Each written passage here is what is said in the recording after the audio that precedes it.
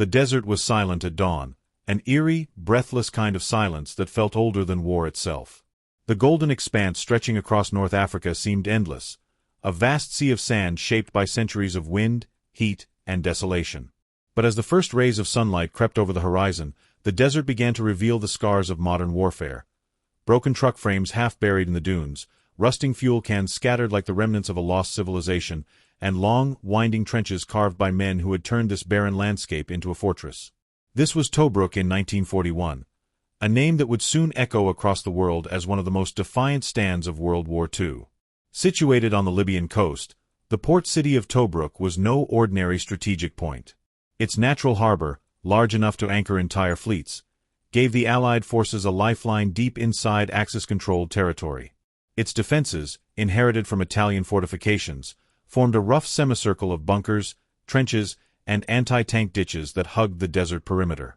The city was a lonely bastion of resistance in a region dominated by the rapid and aggressive maneuvers of German and Italian forces under the command of the legendary General Erwin Rommel, the Desert Fox.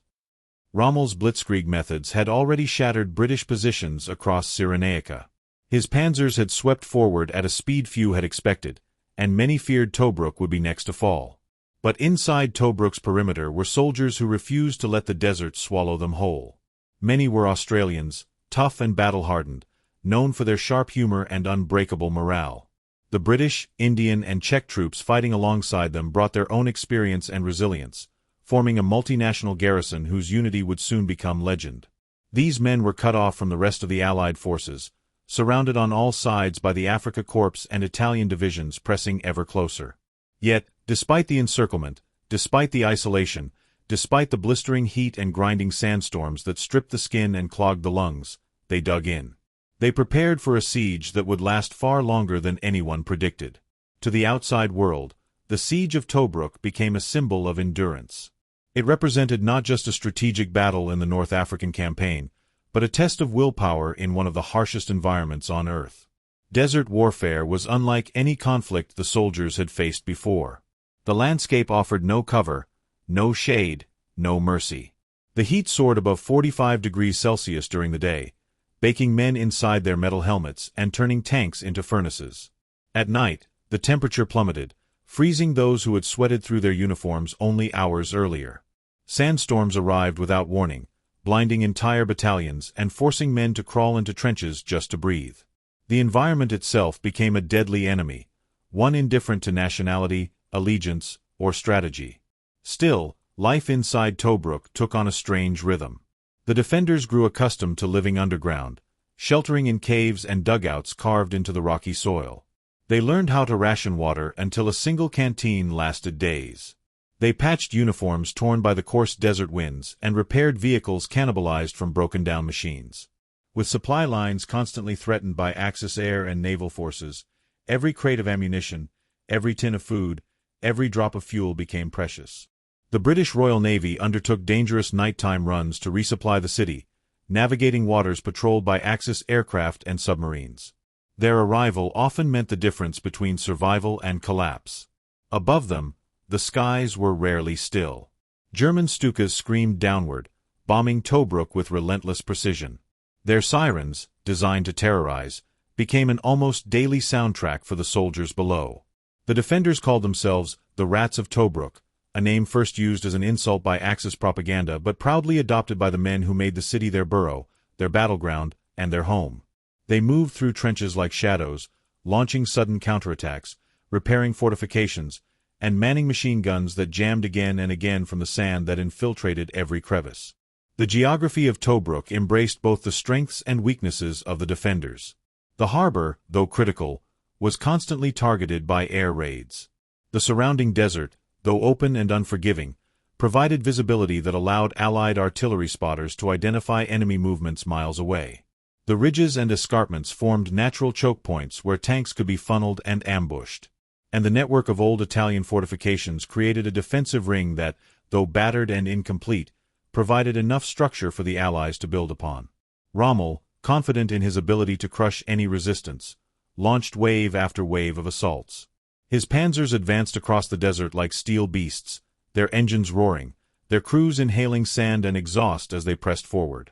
But each attack met unexpected resistance. Mines exploded beneath the tracks of German tanks. Anti-tank guns hidden behind rocky ridges tore through armored columns. Infantry units fought hand-to-hand among dunes and trenches, turning the desert into a maze of close-quarters combat where survival depended on instinct, speed, and sheer grit. Morale became one of the most crucial elements of the siege. Letters from home took weeks to arrive, if they arrived at all. Food rations consisted of tinned bully beef and dry biscuits that crumbled into dust. Yet the defenders joked, sang, and carved graffiti into bunker walls. Some sketched cartoons mocking Rommel.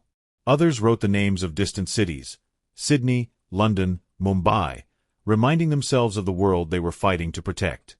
Medical staff treated endless waves of wounded in makeshift hospitals where the only constant was the buzz of flies and the distant echo of artillery fire. As weeks turned into months, the Siege of Tobruk evolved into a battle not just for control of a port, but for psychological dominance in the North African campaign.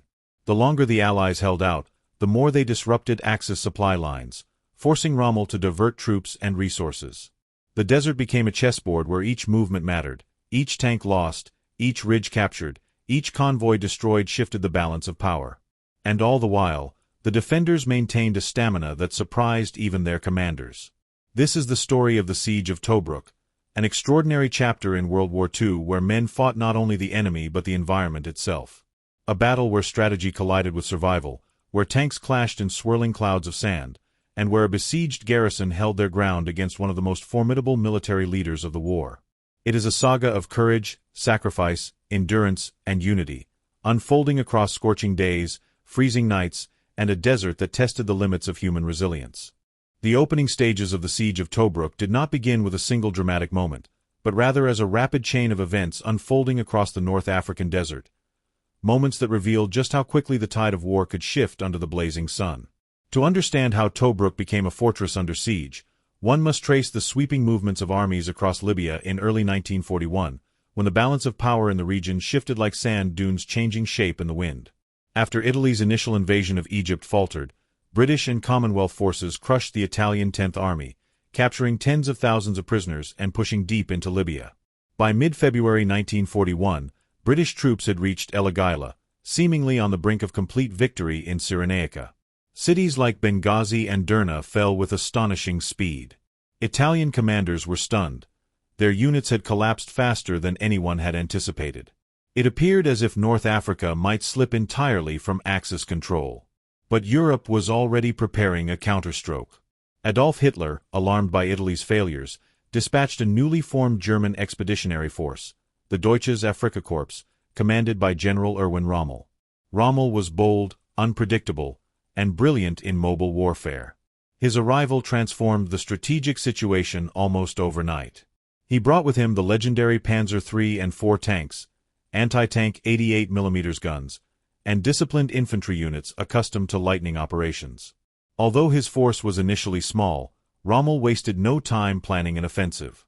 The first signs of danger for the Allies came in March 1941, when reconnaissance reports indicated unfamiliar tank tracks sweeping across the desert to the south. Patrols returned with alarming news. The Germans were moving fast, much faster than the Allies believed possible. British commanders, cautious and low on supplies, ordered a partial withdrawal. They reasoned they needed time to reorganize and resupply. But Rommel interpreted their movement as weakness. He launched his counterattack without hesitation. What followed was a masterclass in desert maneuver warfare. The Afrika Korps swept around Allied flanks, bypassing strong positions and striking at exposed supply points. Their movement was fluid, coordinated, and shockingly aggressive. In a matter of days, German units retook towns the Italians had lost weeks earlier. By the first days of April, British and Commonwealth forces were falling back toward the Egyptian frontier, struggling to maintain cohesion in the face of Rommel's relentless pace. But not all Allied troops could withdraw in time. Tobruk, with its fortified perimeter and deep water port, became a focal point in the retreat. The city had recently been captured from Italian forces, leaving behind a network of defensive works, including trenches, machine gun nests, anti-tank ditches, and concrete bunkers. Though in disrepair, these defenses were still formidable. Allied commanders made a critical decision: Tobruk would be held at all costs. This decision set the stage for one of the most iconic sieges of the war. As columns of exhausted soldiers streamed eastward toward Egypt, a different kind of force moved into Tobruk. The Australian 9th Division, bolstered by artillery and a small number of tanks, formed the core of the city's defenders. They were accompanied by British, Indian, and Czech troops, forming a hybrid garrison with a wide range of experiences and cultural backgrounds. The Australians, known for their irreverent humor and fierce independence, provided much of the frontline energy. They dug deeper into the city's defenses, studying Italian maps, inspecting bunkers, and establishing new positions. By early April, the perimeter was buzzing with activity. Trenches were cleaned out, machine guns calibrated, mines laid, and barbed wire stretched across the hard desert ground. Engineers worked tirelessly under the unrelenting heat, reinforcing battered strongpoints and preparing firing lanes that stretched across the open desert. The rocky soil made digging difficult, but the defenders persisted, chiseling new dugouts with picks and shovels. Meanwhile, Rommel's forces closed in. German armored columns approached from the south and west, their dust clouds visible for many kilometers. Italian infantry, eager to redeem themselves after earlier defeats, advanced alongside their German allies. They were determined to prove that they could hold their own in battle. As April 10 approached, Tobruk was effectively surrounded. The siege began with probing attacks. German reconnaissance units tested the perimeter, firing sporadic bursts of machine gun fire at dusk or launching quick assaults against isolated outposts. Allied patrols responded with equal aggression, crawling out into no man's land under the cover of darkness to gather intelligence or sabotage enemy positions. These early encounters were tense and unpredictable. Neither side yet understood the full capabilities of the other in the desert environment. One of the first large-scale confrontations occurred near the southeastern sector of the perimeter. German tanks advanced cautiously, expecting Italian fortifications to have been abandoned. Instead, they encountered disciplined Australian anti-tank crews who lay silently beneath camouflage nets, waiting for the perfect moment.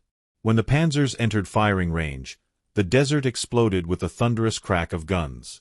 Several tanks were hit in rapid succession, flames rising from their engines.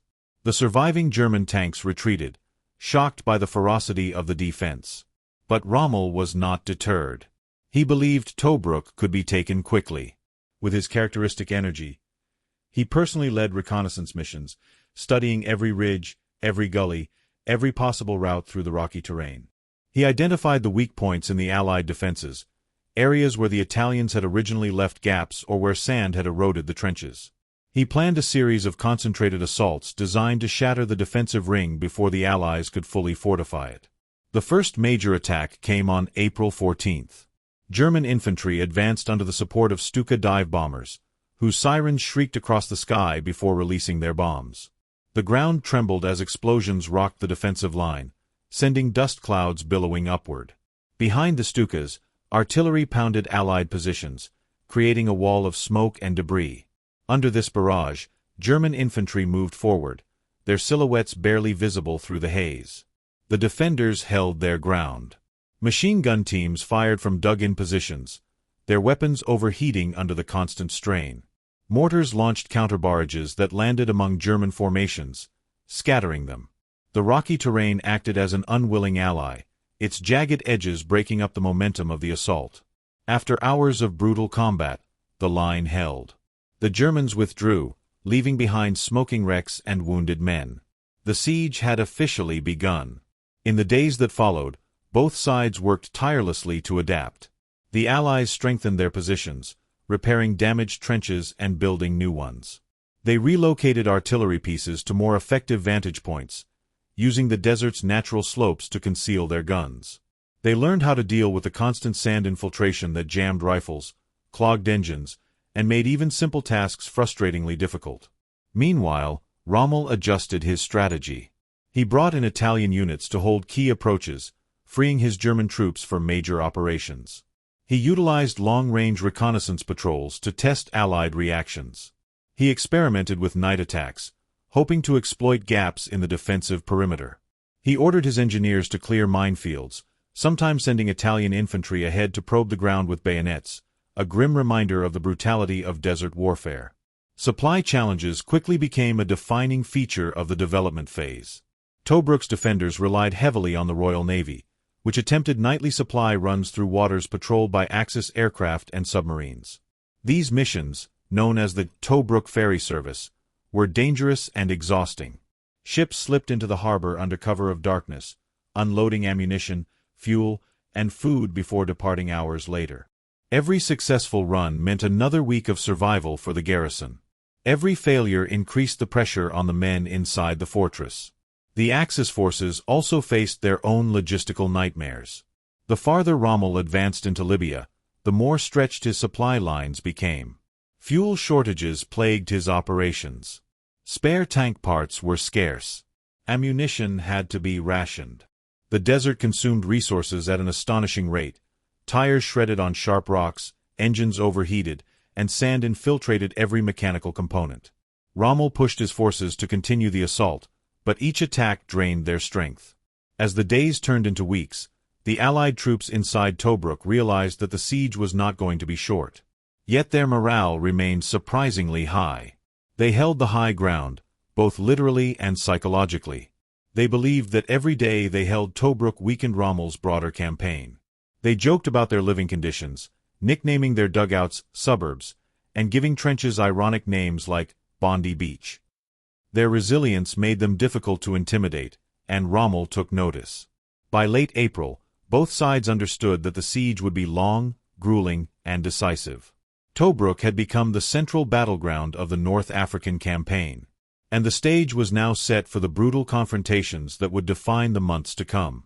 The desert sky was still dark when the first distant rumble drifted across the rocky perimeter, so faint that many soldiers initially mistook it for thunder. But the men of Tobruk had learned the sound of approaching war all too well. It was the low, steady growl of engines, German panzers, moving into position long before sunrise. Moments later, the sharp crack of artillery echoed across the wasteland, signaling the beginning of one of the most intense phases of the siege. This was not a probing attack. It was a full-scale offensive, orchestrated by Rommel with precision and carried out with an intensity designed to break the defenders' resolve. As darkness slowly thinned and the horizon glowed a dull red, the defenders braced themselves.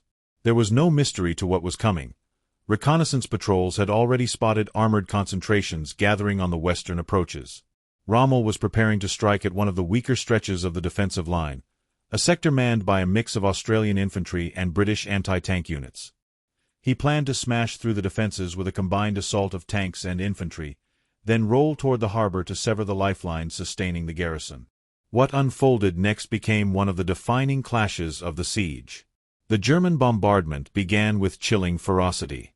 Shells slammed into the trenches, sending showers of stone fragments and burning debris into the air. The Australian soldiers buried themselves deeper into their dugouts, the deafening blasts shaking the earth around them. Sandbags burst apart, spraying dust into their faces. Communications wires snapped, cutting off entire sections of the line from headquarters. Overhead, Stuka bombers appeared as dark silhouettes against the morning sky, screaming downward with their sirens wailing, a sound that sent instinctive terror through even the most battle-hardened men. Their bombs tore craters into the desert floor, flipping vehicles and shredding barbed wire. Amid the smoke and dust, the defenders scrambled to their positions. Machine gun teams dragged their weapons into the open, setting up behind shattered mounds of earth. Anti-tank crews positioned their guns, scanning the haze for moving shapes. Medics rushed to assist the first wave of wounded, dragging them to makeshift shelters carved into the rocky ground. Officers shouted orders to hold the line, no matter what. Then the German tanks appeared.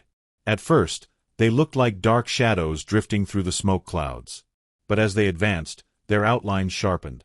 Panzer IIIs and IVs, moving in tight formation, their turrets rotating steadily as they prepared to fire. Behind them marched German infantry with flamethrowers, explosives, and automatic rifles, making use of every dip in the terrain to conceal their movement.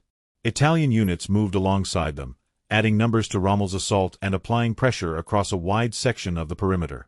The defenders opened fire with everything they had. Anti-tank guns roared. Mortars thumped. Machine guns rattled with a metallic rhythm. The desert erupted into chaos. Panzers returned fire, their shells turning defensive positions into clouds of pulverized stone. One Australian anti-tank gun scored a direct hit on a Panzer III, sending smoke billowing from its engine. But before the crew could celebrate, another tank fired back, obliterating their gun shield and scattering the men. Across the line, similar scenes unfolded. A British Bren gun crew pinned down advancing infantry until a mortar round exploded near their trench, knocking them unconscious. Indian soldiers held a rocky outpost with fierce determination, repelling wave after wave of attackers until they were forced to retreat, fighting with bayonets when ammunition ran low. Czech troops reinforced a collapsing section of the line, dragging a heavy machine gun uphill under fire to stop a German breakthrough. But Rommel's tanks kept coming. They rolled through gaps in the wire, crushing obstacles beneath their treads. Dust storms kicked up behind them as they accelerated. The defenders fell back to secondary positions, regrouping and counterattacking whenever opportunities arose. One Australian platoon ambushed a column of infantry by waiting silently in abandoned trenches, then erupting with grenades and close-range rifle fire as the Axis troops passed by. Despite their efforts, the German assault penetrated deeper into the defensive perimeter than any previous attack. Rommel sensed victory. He ordered his reserve tanks forward, intending to exploit the breach. If these panzers reached the ridges overlooking the harbor, the siege could end in a matter of days. For a moment, the outcome truly hung in the balance. Tobruk was close to being split in two, its defenders isolated in pockets with no line of retreat. Then the battle's momentum shifted. From the eastern sector, the deep, rhythmic roar of engines grew louder. British Matilda tanks lumbered forward, slow, heavily armored, and known as Queen of the Desert for their ability to absorb punishment. Their thick plating deflected German shells that would have destroyed lighter vehicles. As they advanced, they fired continuously, forcing the German infantry to scatter. The arrival of the Matildas signaled a counterattack that caught Rommel off guard. Australian infantry surged alongside the tanks, shouting battle cries as they charged toward the breach. They moved through smoke and fire, stepping over shell holes and bodies, determined to prevent a total collapse. The Matildas pushed into the center of the German advance, creating confusion among the panzer crews, who suddenly found themselves outmaneuvered by tanks they struggled to destroy at close range. The battlefield became a swirling melee of armor, explosions, and desperate fighting. Tanks collided. Machine guns tore through clusters of infantry. The air was filled with dust, smoke, and the acrid smell of burning fuel. Several panzers attempted to withdraw, only to be caught in crossfire from concealed anti-tank guns. Others were immobilized by mines the defenders had hastily laid in the path of the assault.